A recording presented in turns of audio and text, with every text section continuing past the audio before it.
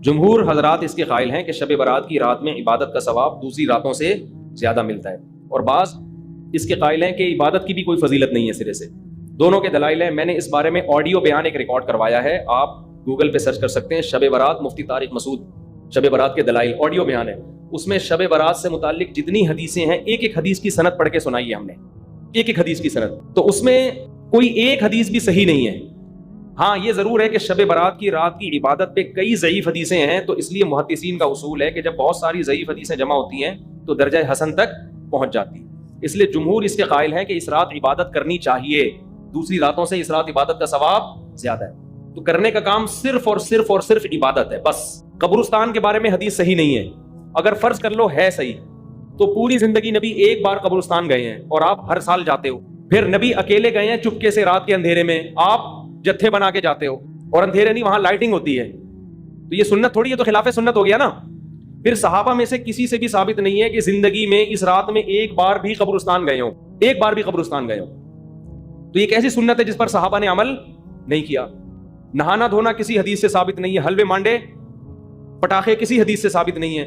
قرآن میں صاف طور پر ہے انا انزلناہ فی لیلۃ القدر، ہم نے قرآن نازل کیا ہے کس میں؟ لیلۃ القدر میں، رمضان کی آخری عشرے میں۔ فیہا یفرق کل امر حکیم، سارے تقدیر کے سال بھر کے فیصلے اس شب قدر میں ہوتے ہیں۔ تو اتنی واضح قرآن کی آیتیں موجود ہیں، تو شب برات کے بارے میں ایسی روایتیں موجود نہیں ہیں، سمجھتے ہو؟ اس لیے بعض ائمہ اس کے قائل ہے کہ بعض رافضیوں نے، بعض لوگوں نے لیلۃ القدر جو ہے نا رمضان کے آخری عشرے میں ہوتی ہے، اس رات کی ویلیو کو گھٹانے کے لیے اس کی اہمیت بڑھائی ہے، تاکہ اس رات کی ویلیو کیا ہو جائے؟ کم ہو جائے۔ تو اس کے مقابلے میں اس رات کو لا کے کھڑا کر دیا، جو سارے فضائل لیلۃ القدر کے تھے وہ کہاں چسپا کر دیے؟ 15 شعبان۔ قرآن کہہ رہا ہے واضح طور پہ ہم نے لیلۃ القدر میں قرآن نازل کیا، شب برات والے کیا کہتے ہیں؟ 15 شعبان کو نازل کیا، وہ کہتے ہیں اس میں بھی کیا، اس میں بھی کیا، پھر تعویلات کی جاتی ہیں۔ لیکن ایک بات قرآن اتنے واضح انداز میں بیان کر رہے ہیں، تو جو فضیلت جس رات کو حاصل ہے وہ اسی رات کو دینی چاہیے۔ تو 15 شعبان کو صرف اتنا اگر کرنا ہے تو صرف انفرادی طور پر عبادت کی جائے، اس کا بھی کوئی مخصوص طریقہ نہیں ہے۔ تو باقی یہ قبرستان والی جانے والی بات بھی کمزور ہے، اور اس رات میں فیصلوں والی اور حلوے مانڈے اور تہوار تو رات کو اسلام میں ہوتے ہی نہیں ہیں، اسلامی تہوار تو دن میں ہوتے ہیں، خوشی دن میں منائی جاتی ہے۔ اسلام میں راتیں عبادت یا نیند کی ہیں، خوشیوں کی راتیں نہیں ہوتی، چراغا نہیں ہوتا۔ عید الفطر دن میں ہے نا، عید الاضحیٰ بھی کب ہے؟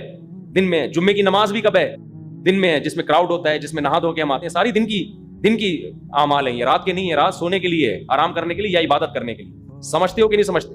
صلاۃ و تسبیح کی جماعت بھی بدعت ہے، پڑھنی ہے انفرادی طور پہ پڑھیں، ٹھیک ہے؟ جماعت صلاۃ و تسبیح کی جائز نہیں ہے۔